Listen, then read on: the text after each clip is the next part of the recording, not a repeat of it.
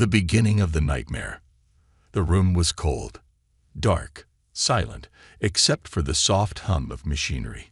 It smelled of metal and chemicals, the air thick and heavy. There was no window, no way to know where she was, what planet this was, or if anyone was even looking for her. Her name was Emily, and she had been captured by the Zorksians, a ruthless alien race known for their cruelty. They were strong, fast, and had no mercy. Emily had been on a peaceful mission to explore distant planets, one of many human expeditions to make contact with alien species. She had hoped to learn, to make peace. But the Zorksians were not interested in peace. They saw the humans as weak, as nothing more than prey. She had learned this the hard way. The day started as any other. She and her team had landed on the Zorksian planet, hoping to introduce themselves and offer resources in exchange for knowledge. At first, things seemed to go well. But the moment they stepped into the Zorksian city, everything changed. The locals attacked without warning, capturing her and her crew before they had a chance to defend themselves. Emily had tried to fight back. She always did. She wasn't a soldier, but she had training.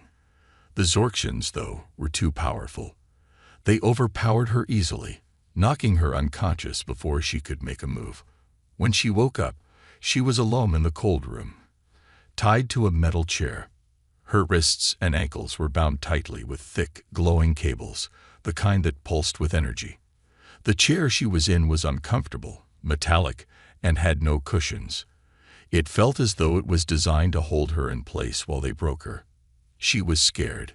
No, terrified. But there was something else, too, a deep feeling of uncertainty. She didn't know if she would survive this. She didn't know if anyone was coming for her. Her heart raced as she heard footsteps approaching from behind. They were heavy, deliberate. The door to the small room slid open, and she could hear the hiss of air as the Zorksian guards entered. There were two of them, massive, towering creatures with dark gray scales, long clawed hands, and cold, reptilian eyes. Their faces were strange, part insect, part lizard, with rows of sharp teeth lining their mouths. "She is awake," one of the Zorksians said, his voice deep and guttural. Emily couldn't speak. She didn't know how to respond. Her throat felt dry, and she was overwhelmed by fear. She tried to focus, to calm her breathing, but it was impossible. They were going to kill her. She knew it. She had heard the stories. The Zorksians didn't leave prisoners alive. They tortured their captives for information, for sport, and when they were done, they disposed of the body like it was nothing. The larger of the two aliens approached her. He towered over her, his eyes studying her like a hunter eyeing his prey. Emily tried to shrink back in the chair, but the cables held her in place. She couldn't move. The alien leaned in close, his breath hot and foul against her face. "You are human," he said slowly, as though tasting the word. "You will tell us everything, every secret you have, every weakness of your people." Emily's stomach twisted. She had no idea what they wanted. She wasn't military. She didn't know any valuable secrets. All she had was her knowledge of the planets she had visited and the peaceful mission she had tried to carry out. She had nothing to offer, and yet she knew the Zorksians wouldn't care. "Speak," the alien commanded, his voice sharp like a knife. He stepped back, raising a strange device in his hand. It was a long metallic rod with glowing lines running through it. Emily had seen this device before, in her training. It was a torture device, designed to break the mind. She shuddered at the thought of what it could do. But she refused to speak. She couldn't give them anything. She didn't even know what they wanted. "Very well," the Zorksian said, his tone suddenly cold. He raised the rod and activated it. The moment it touched her skin, pain shot through her entire body. It was unlike anything she had ever felt before. Every nerve screamed. Her muscles spasmed uncontrollably. The pain didn't stop. It just kept going, tearing through her mind, her body, until she could no longer distinguish where the pain ended and where her own thoughts began. Her head felt heavy, and her vision blurred. She wanted to scream, to beg them to stop, but no sound came from her throat. The Zorksians were merciless. They didn't care about her pain. "Tell us," the alien demanded again, his voice echoing in her mind. Her chest rose and fell with each breath, sharp and shallow. She was gasping for air, but the pain wouldn't stop. She could feel her heart pounding in her chest, each beat slower than the last. She had to stay strong. She couldn't give in. The room felt like it was spinning. She couldn't focus anymore. Her head felt like it was filled with fog. And then, everything went quiet. For just a moment, she felt nothing. It was as if the world had stopped, as if she were floating in a void. And then, her heart stopped. The pain was gone. The breathing, the gasping, everything ceased. Her mind went blank. There was no sound, no thought, no fear, only silence. The Zorksians did not notice at first. They were too busy with their interrogation. But something had changed. Emily was no longer breathing. Her heart was no longer beating. Her life was slipping away. But as Emily hung on the edge of consciousness, she didn't give up hope. Not yet. She knew someone would come. Someone had to. Someone had to save her. The brutal interrogation begins. The darkness of the room was overwhelming. The air was thick and suffocating. Every breath felt like it took more effort than the last. Emily's head swam with dizziness, and her chest felt heavy, as though a great weight had been placed on it. The harsh, flickering lights above her seemed to pulse with a cruel rhythm, as if mocking her helplessness. She tried to focus, to steady her thoughts, but the pain was still there, lingering like a shadow in her mind. For a long moment, nothing moved. The two Zorksian guards stood quietly, their cold, reptilian eyes watching her, waiting for her to recover. Emily could hear the faint sound of their breath, their deep, guttural inhalations that echoed in the room. She couldn't tell if they were looking at her as a person or as something to be broken, as something to be crushed under their heels. They were waiting for her to speak. But she wouldn't. She couldn't. There was nothing to say. Her body felt numb, and her mind was clouded with confusion. The pain from the torturous device still throbbed through her veins, a constant, pulsing reminder of what they were capable of. She had no idea how long she had been in this room, but time seemed to stretch on endlessly. It could have been hours, or it could have been minutes. All she knew was that she was trapped, helpless, and alone. And that terrified her. The larger of the two Zorksians stepped forward, his heavy footsteps reverberating through the room. His long claws scraped across the floor, each movement slow and deliberate, as if he was savoring the moment. Emily's heart raced again, her breath quickening in fear. She was only human, weak, fragile, and these creatures were the epitome of power. They were stronger, faster, and more ruthless than anything she had ever encountered. She had no chance against them, but still, she held on to that small sliver of hope, the belief that maybe, just maybe, someone was looking for her. Someone would come. The Zorksian leaned in closer, his massive frame towering over her. His eyes narrowed as he studied her face. Emily could feel his gaze like a cold weight on her skin. And for a moment, she wished she could just disappear, to escape his piercing stare. But she couldn't. She was trapped. Her body was bound, and her strength was failing her. She was nothing more than prey to these monsters. "You will tell us everything," the Zorksian growled, his voice low and menacing. His breath stank of sulfur and something worse, a thick, rotten odor that made her stomach churn. Emily fought the urge to gag, trying her best to hold her composure. But she refused. She would not give them the satisfaction of breaking her. They might have captured her, but they couldn't take her will. Not yet. She wouldn't betray her people. She wouldn't give them the information they sought. They could kill her, they could torture her, but they would never get what they wanted. The Zorksian hissed in irritation, his sharp teeth glinting in the dim light. Without warning, he grabbed her face roughly with one of his clawed hands, his fingers digging into her skin. Emily gasped in pain, her vision blurring from the force of the grip. She could feel the raw power of his hand, as if he could crush her skull with a single squeeze. But she refused to scream. She wouldn't give him that. "Stubborn," the Zorksian muttered. He released her face and stepped back, pacing for a moment, his eyes never leaving her. Emily felt a wave of nausea sweep over her. The alien's presence was oppressive, like a shadow that loomed over her, suffocating her in its weight. After what felt like an eternity, the Zorksian turned and motioned to the other guard. The second Zorksian, smaller but still imposing, moved toward a large metallic device in the corner of the room. It looked like nothing Emily had ever seen before. Its surface was smooth and sleek, covered in glowing blue lines that pulsed softly in the darkness. The alien fiddled with it for a moment, before pressing a button. There was a low hum, followed by a sudden crackling sound, as though the device was coming to life. Emily's heart sank as the guard turned toward her, a cruel smile spreading across his face. She didn't know what the device was, but she knew it couldn't be good. She could feel it in the pit of her stomach. The same feeling she had before the torture began. The cold, sinking dread that made every muscle in her body tense with fear. The second Zorksian approached, holding the device out toward her. It was a long rod, silver and sleek, with small metal tendrils at the end that glowed brightly. Emily's breath caught in her throat as she recognized it. One of their interrogation tools.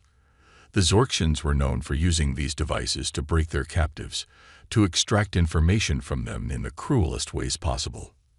Without warning, the Zorksian activated the device. A sharp, high-pitched sound filled the room, and Emily felt a sudden, intense pressure against her temples. It wasn't physical pain at first, but something far worse, mental, as though her thoughts were being pried open, torn apart. She gasped, trying to block out the sensation, but it was impossible.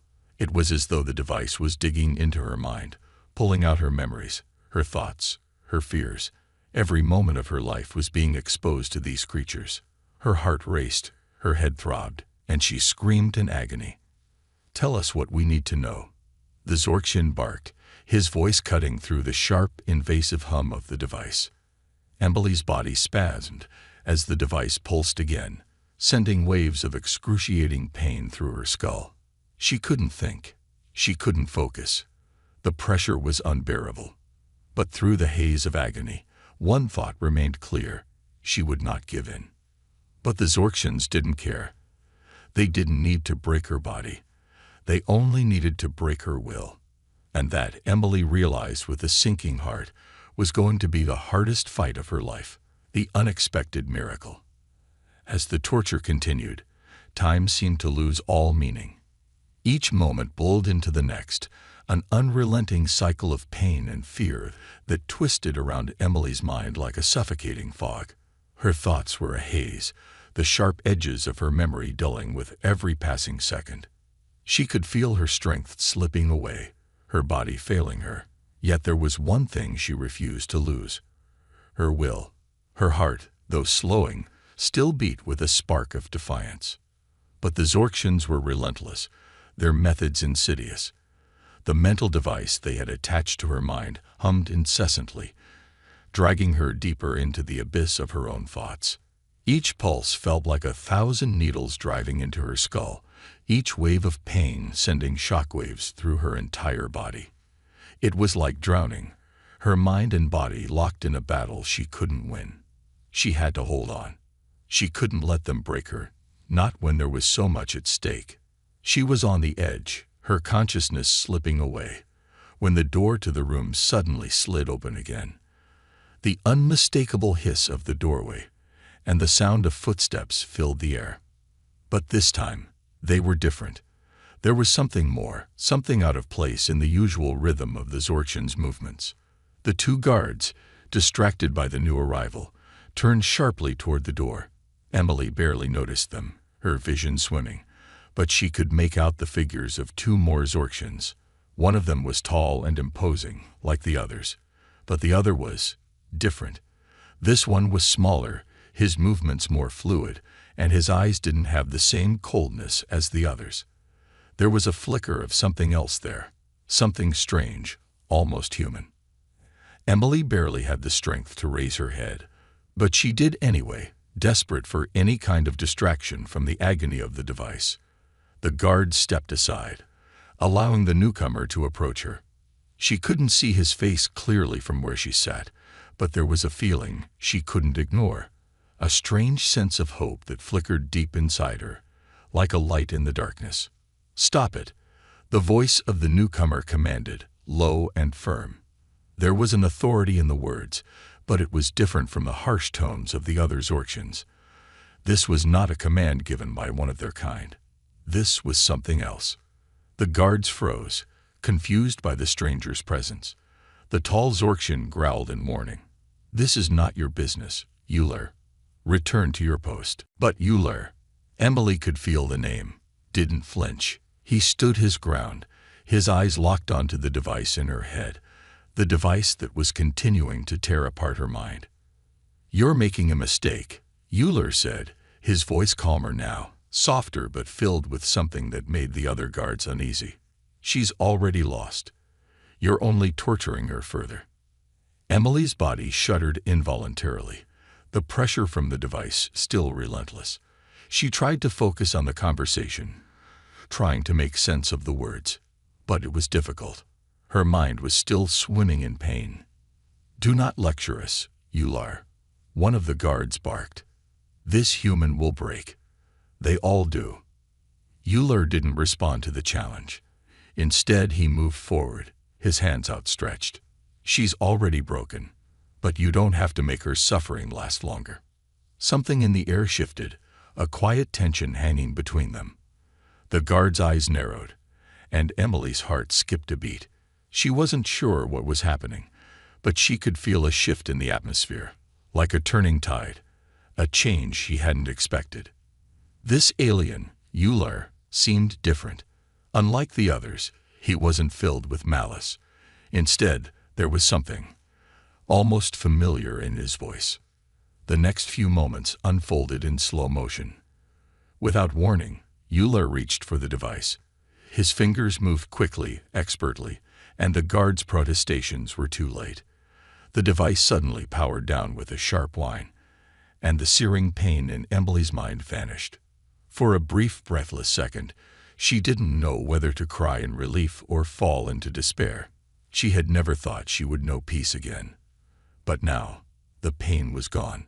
Her heart, still weak, began to slow, the pressure in her chest easing.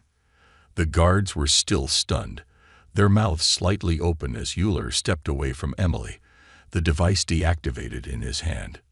"You," one of the Zorksians snarled, "you have betrayed us." Euler didn't flinch. His eyes were cold, calculating, but there was an unmistakable resolve in them. Something that had been missing in the other Zorksians. "I haven't betrayed you. I've saved her." The tall Zorksian raised his weapon in anger. "You'll regret this. We will make sure you." But Euler cut him off with a swift gesture, a hand held out to stop him. "It's over. You can do nothing to stop what's coming." Emily felt the tension building.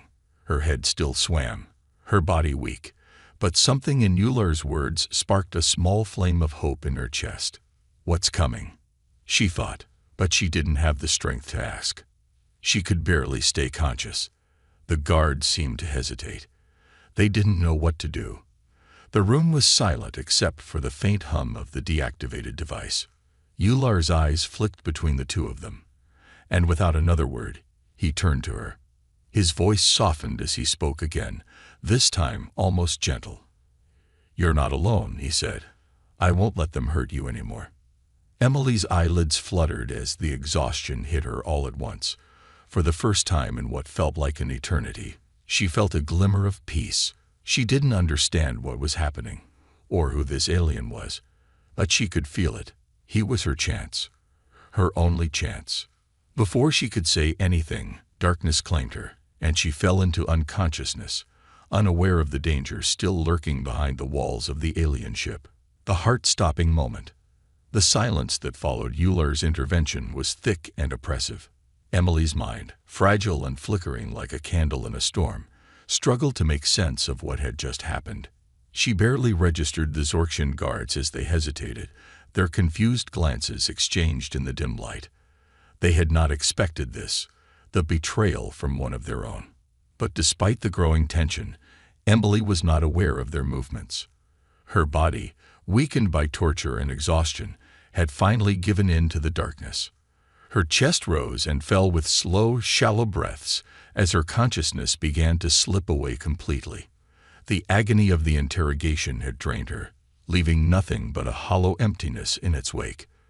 The lights in the room seemed to blur, the edges of her vision softening, until all that was left was the deep pull of unconsciousness. But then something stirred deep within her chest. A sudden pressure, a pulse, a thudding beat. Her heart, or rather, what was left of it. She felt it first as a tightening sensation, a sharp twinge in her chest, a feeling she hadn't experienced before. But then it grew. The sensation deepened, spreading from the center of her body like a shockwave. It was as if something was wrong. So wrong. The flutter of life inside her began to stutter, like a fragile pulse struggling against overwhelming forces. Her heart, weakened by the years of relentless training and the crushing pain of the torture device, was failing. Her breath caught in her throat. She gasped, but no air seemed to fill her lungs. Panic flooded her body, but the darkness continued to draw closer, blurring the world around her. Emily fought to hold on, to find the strength she didn't have. She wanted to call out. She wanted to scream. But her mouth was dry, and her body refused to move. The pressure in her chest increased, as if an invisible hand was slowly tightening around her heart, squeezing out the life force within her. And then it stopped.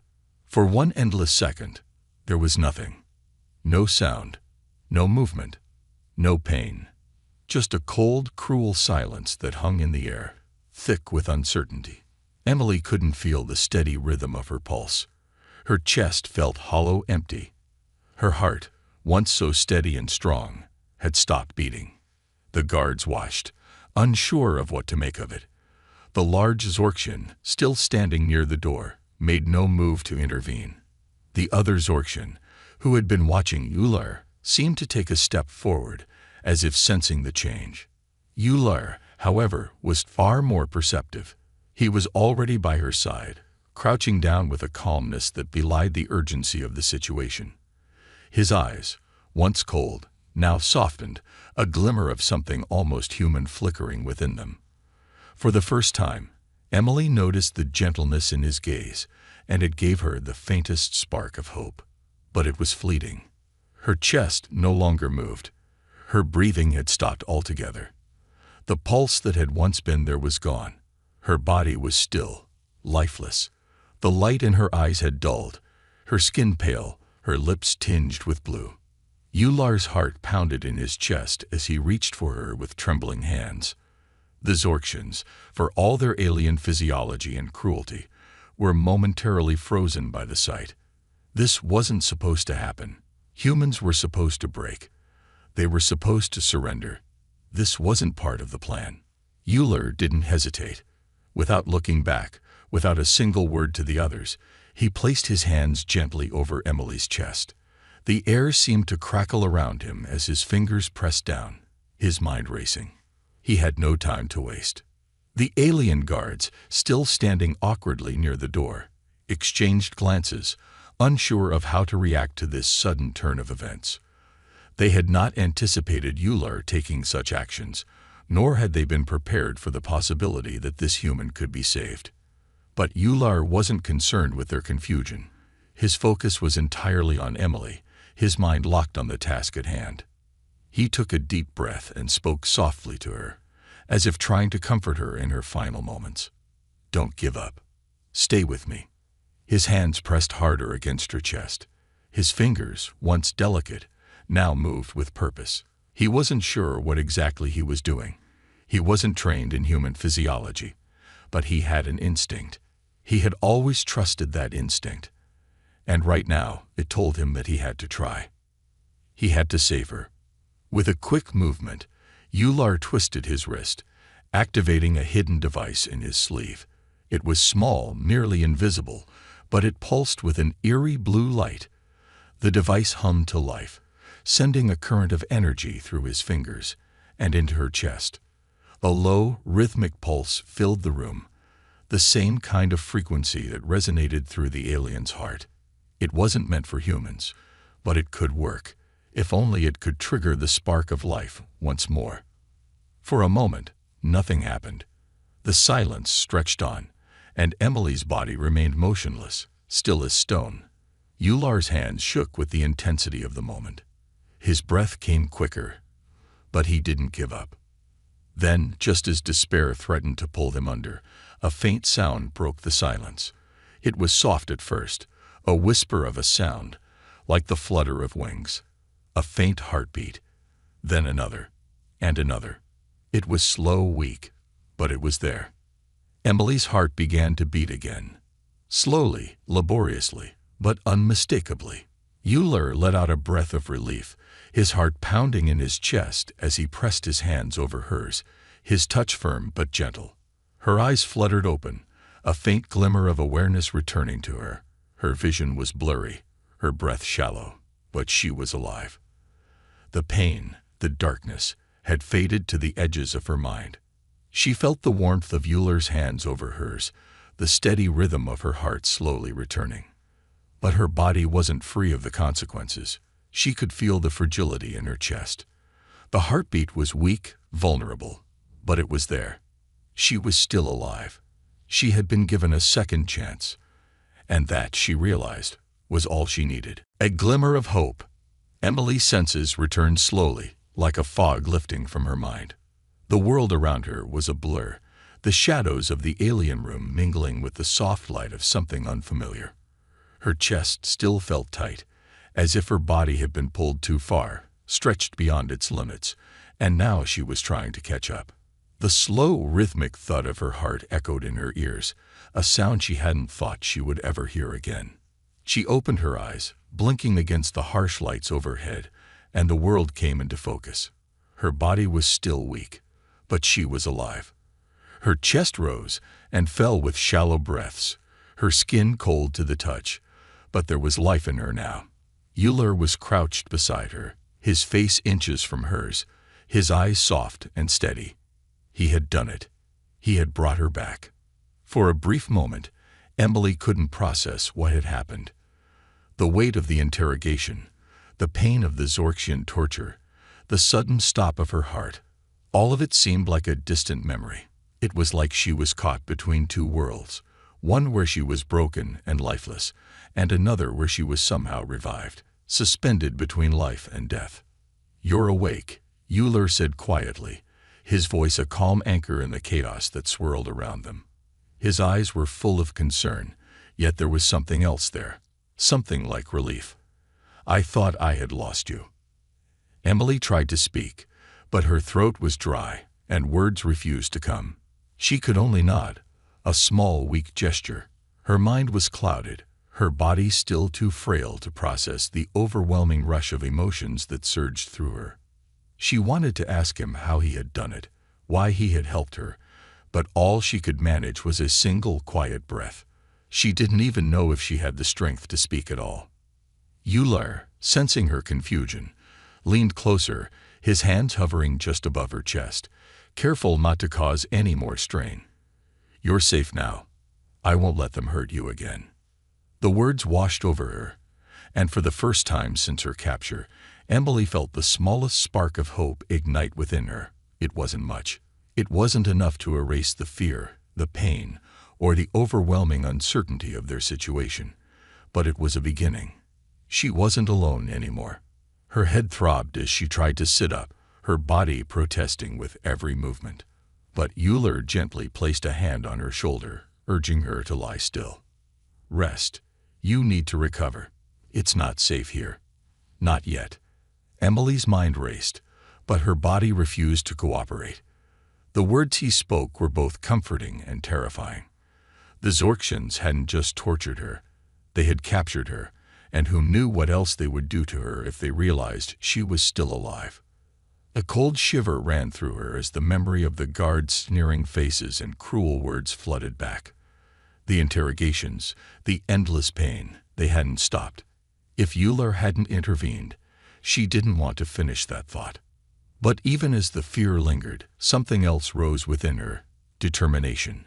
Euler had saved her life, and now she had to repay that in some way. She had to fight. She had to survive. Her thoughts were interrupted by a sound, the soft scraping of metal against metal, a hiss from the door opening. Emily's heart skipped a beat, her pulse quickening with the sudden return of fear. The Zorxian guards. They were coming back. Euler stood, his posture shifting instantly from the calm, protective figure to something more dangerous. The softness in his eyes hardened, his body tensing as he moved to stand between Emily and the door. She barely had the strength to lift her head, but she did, her vision still blurry as she tried to make sense of what was happening. The door slid open, and two Zorxian guards stepped in, their eyes flicking from Euler to Emily with suspicion. One of them, taller, more imposing, snarled as he saw Emily's still form, her breathing slow but steady. His eyes narrowed in confusion. "She's still alive." Euler didn't answer. Instead, he stepped forward, blocking their path, his gaze hard and unwavering. His voice was low, but there was no mistaking the authority in it. "She lives because I allowed it. You will not harm her again." The guards hissed, taken aback by the sheer force of Euler's words. The room was tense, thick with unspoken threats, as if the very air around them had been charged with electricity. Emily's heart beat faster, her breath shallow as she watched the standoff unfold before her. Euler's stance was unyielding, his body language a clear message. He would not back down. Not this time. The guards seemed to hesitate, their eyes flicking between each other, before the larger one grunted in frustration and stepped back. "She's a liability," the guard spat, his tone venomous. "If the higher command finds out." "They won't find out," Euler interrupted sharply. His voice was filled with an eerie calm that didn't match the threat in his words. "And if you want to survive this, you'll stay out of my way." The other guard's jaw clenched, but he said nothing. They both stood in silence for a long moment, the tension palpable. Then, with a snarl of frustration, the larger one turned and motioned to his companion. "Let's go." "But this isn't over, Euler," he growled, before exiting the room. Euler didn't move, watching them leave, his eyes hard and calculating. Only once the door slid shut behind them did he allow himself a breath of relief.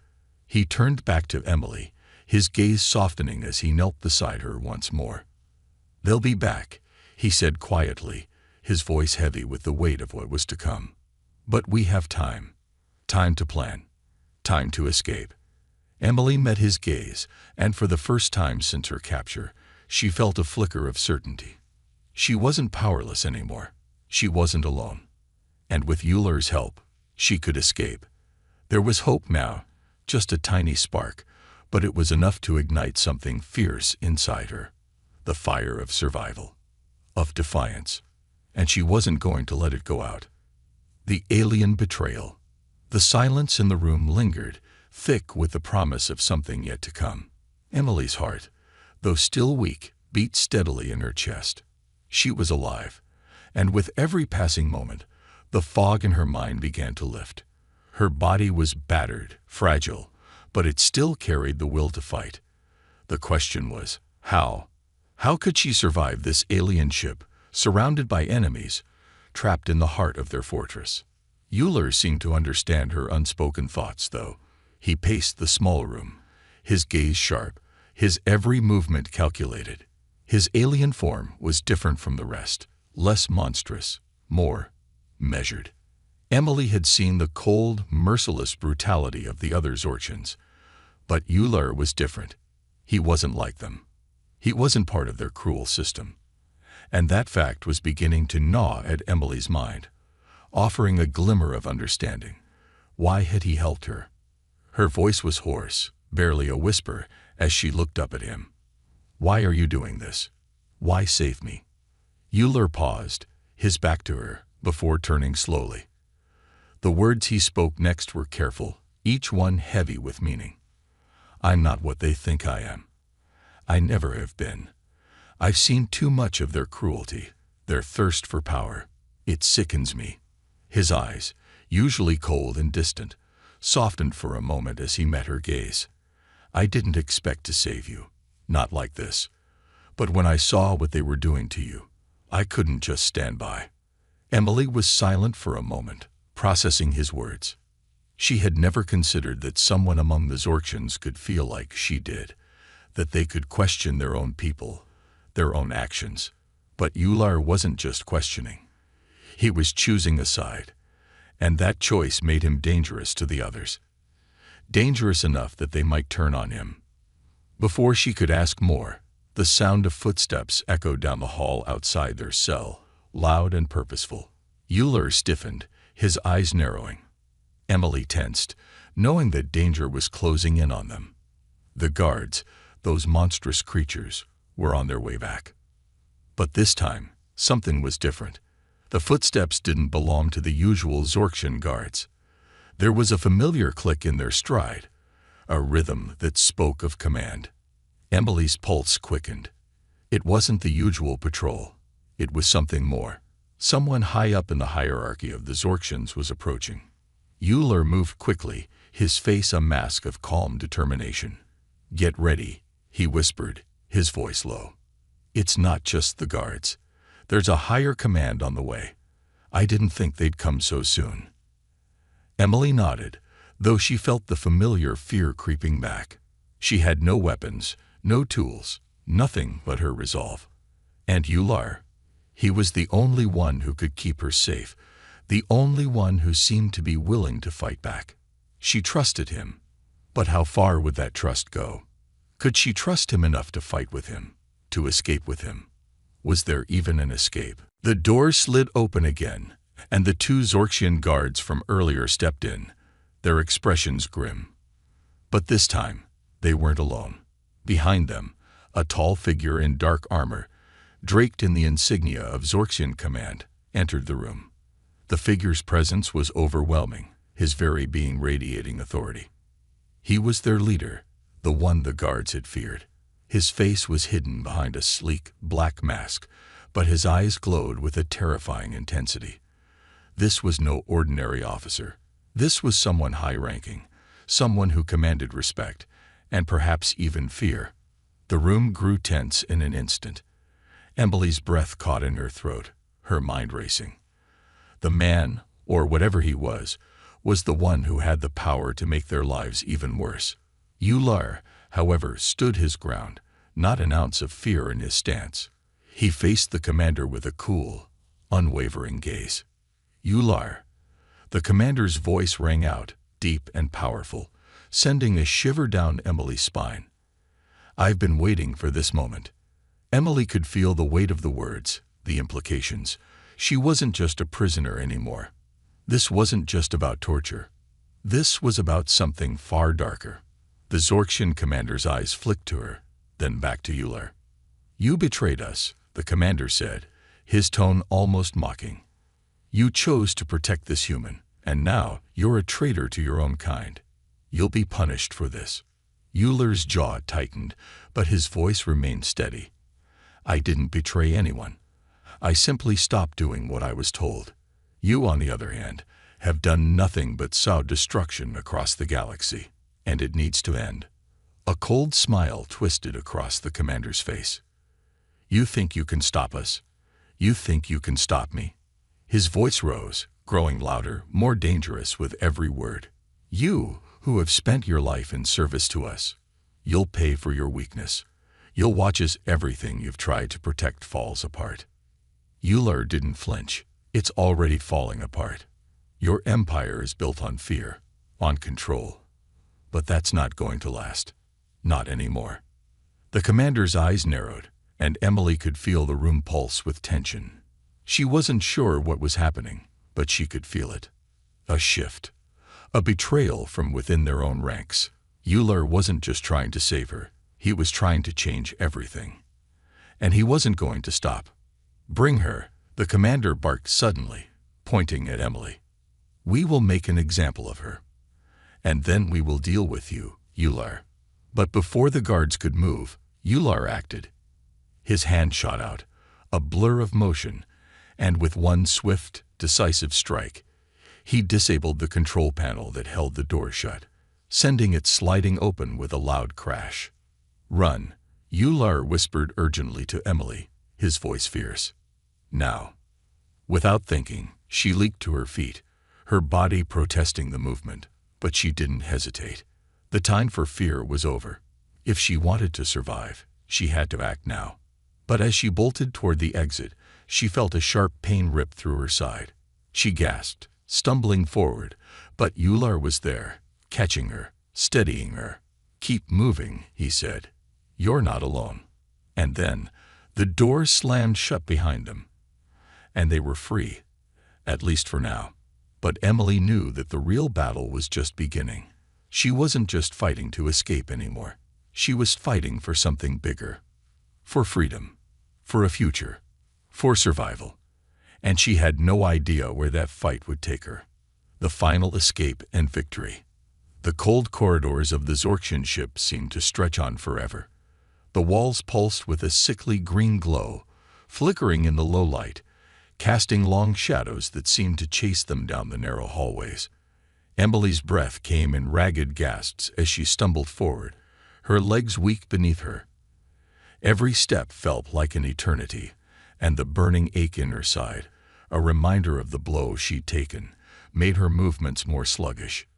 But Ular was there, close by her side, always one step ahead, his eyes darting around with quick, calculating precision. They had made it past the guards, past the commander, but the danger was far from over. The ship was a labyrinth of hallways, control rooms, and security checkpoints. The moment they were discovered, their chance of escaping would be shattered. Emily could feel it in the air, the tension, the weight of the impending pursuit. Time was their enemy now, and every second counted. How much farther? Emily gasped, her voice barely a whisper. She felt her body growing weaker with each step, but there was no time to stop. Ular glanced at her, his expression unreadable, but his movements were sure, decisive. His face was a mix of determination and urgency. "We're almost there," Ular replied, his voice calm but urgent. "Stay close. If we can reach the engine room, we'll have a chance." Emily's mind was spinning. The engine room. She didn't know what they would find there. But Ular's confidence gave her a flicker of hope. They had come so far. She couldn't allow herself to fail now. She couldn't let Ular down, not after everything he had done to keep her alive. They rounded a corner, and Ular stopped suddenly, raising a hand to signal her to be quiet. Emily froze, her heart pounding in her chest. Ahead, there was a group of Zorxian soldiers, gathered in the hallway, their weapons drawn. Their cold, predatory eyes scanned the area, searching for any sign of movement. They had been discovered. Ular didn't hesitate. In one swift motion, he pulled Emily into the shadow of a nearby alcove, his hand on her arm, steadying her as she fought to remain silent. She could hear the soldiers speaking in their guttural tongue, their words harsh and sharp. Her heart raced, and her breath seemed impossibly loud in her chest. She thought they had been caught for sure. Then Ular moved. Fast. His body was a blur of motion, almost too quick for Emily to follow. In one fluid motion, he silently disabled the first soldier with a precise strike to the neck, rendering him unconscious before he could make a sound. Emily's eyes widened in surprise, but there was no time to react. Ular grabbed her hand, pulling her into motion again, his grip firm and urgent. They slipped past the remaining soldiers, moving with the swiftness of shadows. Every sound seemed amplified in the silence, the echo of their footsteps on the metallic floor the only noise as they continued to push forward. Ular moved like a ghost, blending into the darkness, leading them ever closer to the engine room. Minutes stretched into what felt like hours. Emily's exhaustion was becoming unbearable, but she held on. She focused on her breathing, steadying her pace, refusing to let her body betray her now. There was too much at stake, too many people who depended on them. And then, finally, they'd reached it, the engine room. The door to the room was massive, a thick slab of reinforced steel. Euler approached it with purpose, his movements sharp. He tapped in a code on a nearby terminal, his hands moving with practiced ease, and the door slid open with a low hiss. Inside, the room was filled with the sound of rumbling engines, the deep hum of power that ran through the very veins of the Zorxian ship. Euler motioned for Emily to follow him inside, his eyes scanning the room. "This is our chance," he whispered, the urgency in his voice unmistakable. "We can disable the ship's engines from here. Once it's down, they won't be able to pursue us." Emily's eyes widened as she looked around. The room was filled with alien technology, strange machines that hummed and pulsed with an energy she didn't understand. She didn't have the knowledge to operate any of it, but Euler did. He moved with certainty, heading straight for a control panel built into the far wall. He worked quickly, his fingers dancing across the buttons and switches, his mind clearly racing. Emily watched him, her breath shallow, her mind still fogged with exhaustion. She had to trust him. He knew what he was doing. The sound of distant footsteps echoed through the hallway outside, and Euler's movements grew more frantic. Emily could feel the time slipping away. "Almost there," Euler muttered, his face tight with concentration. "Once I hit this, the entire ship will lose power. It'll buy us the time we need to escape." Just as he pressed the final sequence, the door to the engine room exploded open. A group of Zorxian soldiers, led by the commander, burst into the room, weapons drawn and aimed directly at them. Emily's heart dropped into her stomach. They were too late. They had been caught. The commander's voice rang out, filled with fury. "You think you can escape, Euler? You betrayed us, and now you will pay for it." Euler didn't flinch. His eyes never left the control panel. "I've already won," he said, his voice calm. But there was a fierce, undeniable conviction in it. "The ship is already compromised. You won't catch us." Before the commander could respond, Euler slammed his fist onto the final button, and the entire room shook with the force of the ship's engines shutting down. Lights flickered, alarms blared, and the hum of the ship's power died, leaving an eerie silence in its wake. The commander's face twisted with rage, his grip tightening on his weapon. "You fool," he shouted, but Euler was already moving. He grabbed Emily's arm and pulled her toward the back of the room, where a small escape pod was docked. The door slid open, and Euler shoved Emily inside, his hand briefly touching her shoulder. "Hold on tight," he said, his voice barely audible over the sound of the alarms. Before the commander could react, Euler followed her inside, slamming the pod's door shut behind them. The pod's engines roared to life, and with a sudden burst of power, it shot out of the ship, leaving the crumbling Zorxian vessel behind. As they sped away from the wreckage, Emily allowed herself a moment of relief. The danger wasn't over, but they were alive. They had made it, and no matter what happened next, they had won. Together, they had escaped the darkness, the cruelty, the oppression. They had defied the odds. And in that moment, Emily realized something powerful. Hope wasn't just a dream. It was something they had fought for. And now, they had it.